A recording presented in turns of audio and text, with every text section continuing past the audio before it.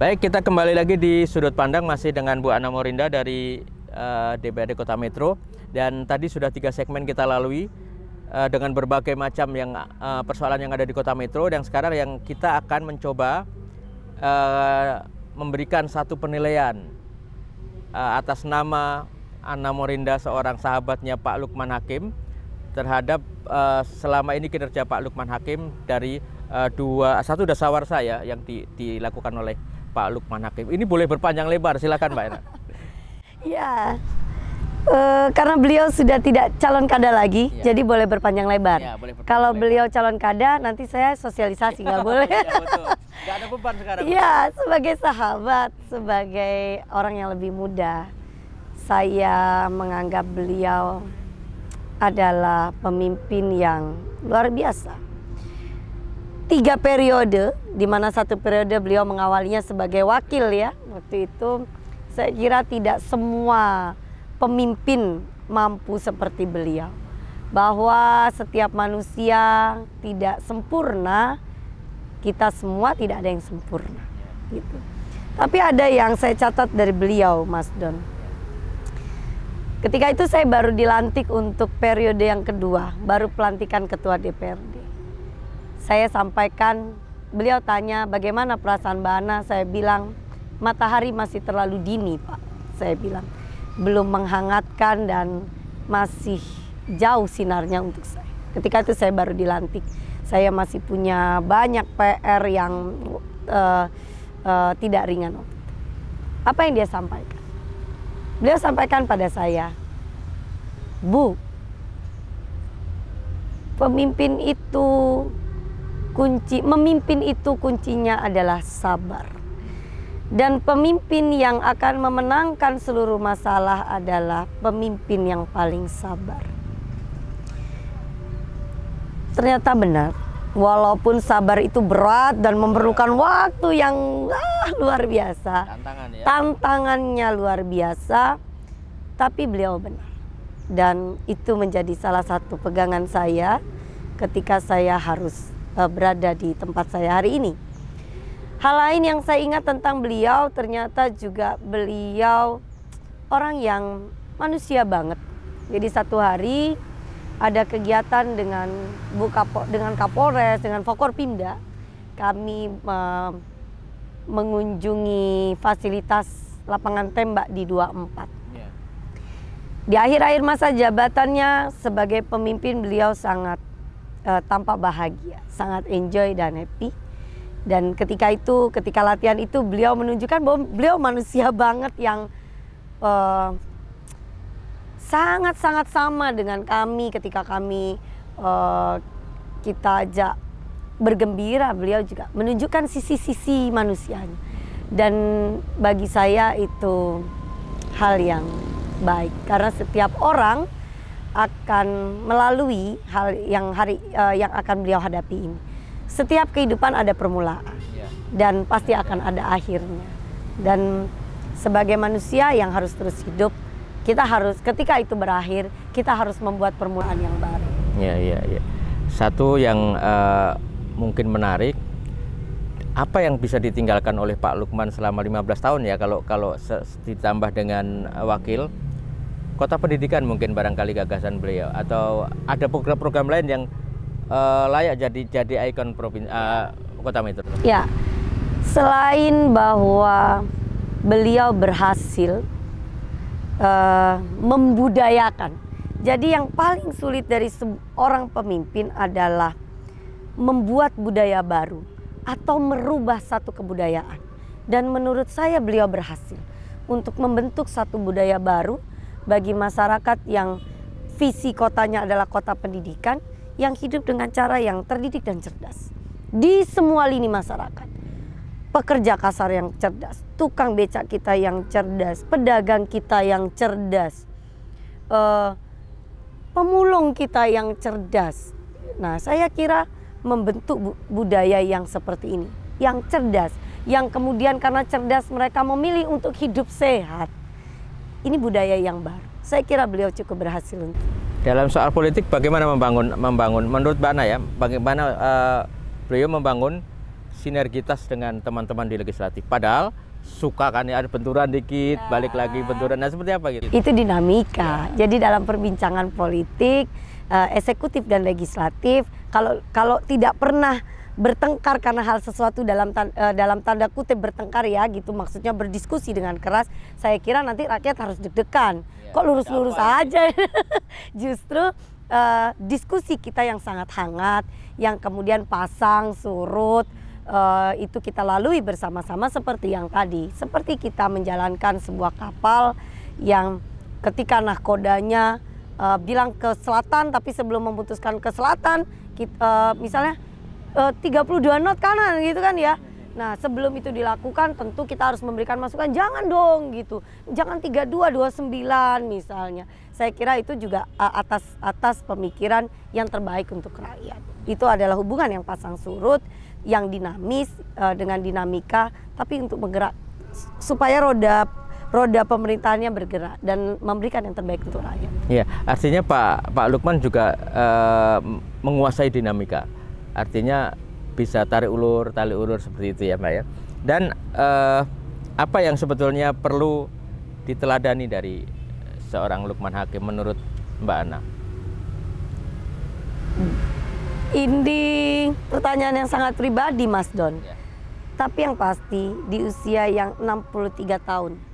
Kalau saya tidak salah Pak Lukman itu 63 tahun karena ulang tahunnya baru kemarin. Oh, ya.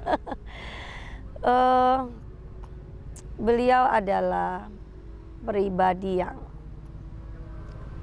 mumpuni. Saya kira tidak mudah bagi pemimpin yang berikutnya untuk menggantikan beliau. Saya suka menggoda. Kenapa Bu enggak mau nyalon di enggak Pak, karena akan sulit menggantikan Bapak kalau sekarang gitu. Itu canda-canda, tetapi sebenarnya memang tidak mudah untuk menjadi pemimpin seperti beliau. Setidaknya saya sangat jarang melihat beliau menunjukkan emosinya. Kecuali di saat-saat tertentu ya. Tapi saya tidak volumenya sangat kecil ya gitu. Dan itu yang untuk memimpin kota metro yang penduduknya sangat dinamis, sangat cerdas ya. Saya kira kita memerlukan pemimpin yang tidak hanya tampak kuat, tetapi memang secara karakter kepribadian kuat. Mas Don, jangan pancing-pancing saya puji-puji terus dong. Enggak, karena kan pada satu saat ada yang harus dikritik sekarang. Ya. Kalau tadi sudah apa yang diunggulkan oleh Pak dilihat kebaikannya dari Pak Lukman, lalu kekurangannya pasti kan. Ya. Kalau menilai terus kita hanya menilai kekurangannya saja nggak fair. Ya. Nah, karena orang dilihat selalu seperti dia di pepatah bilang harimau mati meninggalkan belang, gajah mati meninggalkan deng, manusia mati meninggalkan nama baik atau nama buruk gitu ya. Nah, artinya di samping ada keunggulan pasti ada pribadi yang tidak disukai atau barangkali ini yang sebetulnya tidak baik dilakukan oleh Pak Lukman seperti apa gitu. Aduh, apa ya Mas Don? Sebagai manusia pasti tidak ada yang sempurna. Ya, dan beliau pernah menyampaikan beberapa hal kepada saya. Ketika Mbak Ana memimpin, saya berharap Mbak Ana tidak seperti saya A, B, C, D, E, F, G gitu ya. Salah satunya adalah bisa kita sebut terlalu baik. Saya berharap pemimpin ke depan ketika dia menempatkan seseorang sebagai pemimpin dimanapun, itu berdasarkan asesmen, harus melalui asesmen dan menempatkan orang-orang yang the right man in the right place karena kinerja gitu. Kadangkala sebagai pemimpin kita juga harus menafikan hal-hal yang pribadi, dan itu tidak mudah. Selebihnya saya kira hal-hal itu pemimpin lain pun akan merasakan hal yang menghadapi dan merasakan hal yang sama dengan beliau. Oke, sekarang masih ada waktu sekitar 6 menit. Ya. Artinya kita bisa mengevaluasi. Kota Metro itu seharusnya bisa lebih baik tidak dari sekarang? Saya kira bisa. Ya. Apa Mbak yang mungkin potensi Metro yang belum tergali oleh? Ini sebagai sebuah sinyalemen masukan bagi kepala daerah yang akan datang Ya. dari mata Ana Morinda ya? Iya, Ana Morinda nih, bukan Ketua DPR ya. Bukan ketua DPR. Ya, yang pasti rakyat Metro ini sangat dekat dengan, maksud saya area Metro ini sangat dekat dengan kabupaten penyangga. Dari Metro Kibang menuju Sukadana yang ibu kota Lampung Timur, aksesnya harus lewat Metro. Atau memutar berpuluh-puluh atau bahkan ratusan kilo. Harusnya, sehingga masyarakat di sana relatif akan berbelanja dan mencari hiburan di kota Metro. Hiburan yang kita punya baru taman kota. Kada ke depan, saya berharap menampilkan hiburan-hiburan yang tidak mahal bagi rakyat, tetapi di tempat-tempat yang banyak. Misalnya di perbatasan Metro Selatan dengan Lampung Timur, atau di Damraman. Kita jadikan tempat hiburan yang murah meriah buat rakyat. Tidak hanya untuk rakyat Metro, tapi juga untuk kabupaten yang bersebelahan. Kenapa? Kalau tempat itu ramai, akan timbul pedagang-pedagang kecil, akan timbul kalau itu misal tempat hiburan yang seperti outbound ya, yang tempat hiburan alam, mungkin juga akan timbul wisma dan cottage. Dan itu untuk rakyat. Itu mata pencarian. Iya, iya. Belakangan kota Metro itu banyak masalah dengan karaoke, Mbak. Kayak ini soal baru soal di Metro. Beberapa tahun yang lalu kita ke kota Metro sulit cari hiburan. Ya. Terus kemudian belakangan mulai ada karaoke dan terus bermasalah dengan soal perizinan, dengan soal buka tutup, soal waktu puasa dan sebagainya. Ini jadi dinamika tadi menimbulkan pro kontra. Nah, seperti apa menyikapin seperti ini untuk pemimpin ke depan, ketegasan-ketegasan yang tadi saya setuju bahwa di kota Metro memang harus punya daya tarik untuk masyarakat lain, bukan hanya untuk diri sendiri. Jadi misalnya sebagai seorang gadis dia harus memikat orang lain dong. Iya kan, gitu kan. Bukan untuk bersolek sendiri gitu kan. Nah, kita tahu misalnya ini hubungannya dengan dinamika pembangunan. Karena begini, Mbak. Warga dari Lampung Tengah, dari PT apa itu yang suka bawa bus, kalau GBC misalnya, kalau belanja ke Bandar Lampung loh Mas, setiap bulan. Bagaimana tidak lebih dekat di Metro seperti itu? Pada masa yang lalu, bus-bus itu akan mampir di Metro. Pada masa yang lalu, tapi dengan perbaikan pasar kita yang sekarang juga masih dalam proses belum selesai, sehingga mungkin mereka lebih ke ini. Tetapi investor-investor kita bersiaga. Investor-investor di kota Metro, bukti bahwa Metro ini menarik bagi investor. Sekarang kan tumbuh banyak yang mulai melirik kota Metro. Justru kita sebagai pemerintah sangat selektif untuk memberikan izinnya. Tetapi Metro masih menarik bagi para investor. Juga kalau investor berani, berarti kan masyarakat masih mencintai lah kota Metro sebagai daerah tujuan. Tinggal lagi kita seperti yang saya sampaikan tadi, memberikan inovasi-inovasi baru, karena tidak ada barang yang tidak out of date gitu kan, semua ada masa expirednya. Nah, sehingga supaya tidak expired harus diperbaiki, harus diperbarui, harus dipelihara, harus dibeli tampilan yang berbeda sehingga orang tetap menyukai kota Metro. Yang Mas Don sampaikan tadi, dinamika-dinamika berkenaan dengan tempat hiburan kita juga sudah atur dengan perda yang kemudian perwalinya juga sudah jelas. Sepanjang kawan-kawan investor yang mengelola tempat-tempat hiburan itu tunduk pada aturan, saya kira tidak akan bermasalah dengan dengan masyarakat maupun dengan pemerintah. Ya, baik.